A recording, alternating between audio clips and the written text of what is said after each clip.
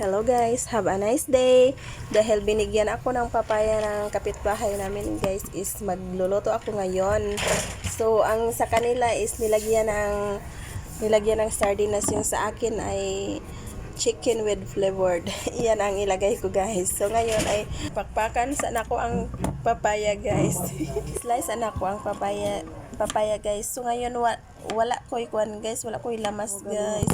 Wala ko'y lamas-lamas guys, pero magikon lang ni nato sa flavored guys. Ang ilagay ko lang dito guys is lemongrass ko, or in Bisaya is tanglad. So kaya iya ba po ni saga kuan guys gahiwa. So ako nang ipas forward guys unya guys kay aron di mo pul anog tinanaw sa ako ang paghiwa-hiwa. Then shout out po pala sa lahat ng mga followers ko. So ngayon is magsaksak sinagol ta guys, magbisaya ko or Tagalog para makasabot po ng uban makaintindi, charot. Pagkatapos kong mag-slice nito guys is kumutan na ko siya og asin guys para nailasa ang kapayas. So magluto na ta og sugod. Ato ni siya ang gisahon guys para ang sabaw is like real chicken. Ato aning gisahon ning kapayas hantod sa mahumok ni guys. So mao din niya nga ko ang mga ingredients guys.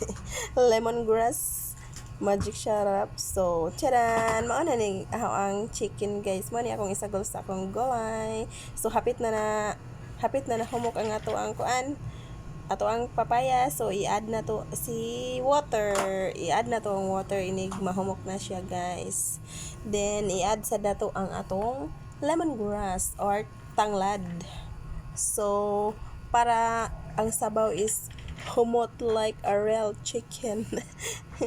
Mahal man ang chicken karon guys, oy murag tag 200 man kapin siguro ang kilo.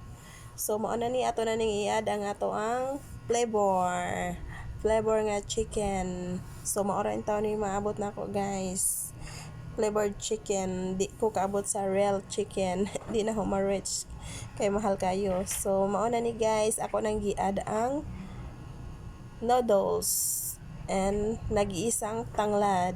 So add na to og magic syrup. So no need to add salt na guys kay ang papaya na siya lasa sa nga may lasa na siya, kay ako naman na siyang kumutan og asin. So i-add po na to, mag-add sa daog malunggay para musamot og kalami ang atoang gulay. Makulay ang buhay pag kumain ng gulay. Salamat sa lahat na nga mga followers. Thank you sa pagtanaw sa akong mga videos. Walang sawang nanonood sa mga videos ko. Thank you for watching. See you next time in my video. God bless us all.